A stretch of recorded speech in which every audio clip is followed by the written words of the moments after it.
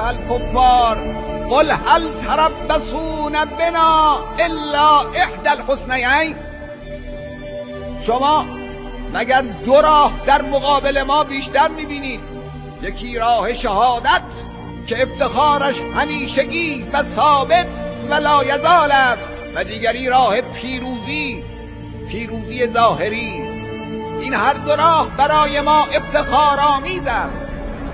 خدا راه شکست را به روی ما بسته است.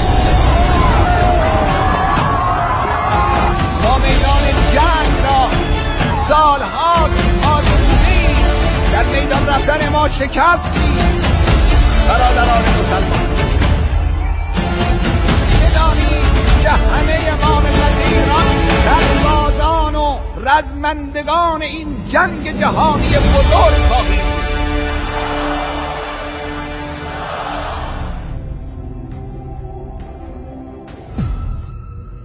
اینجا مرکز مقاومت است.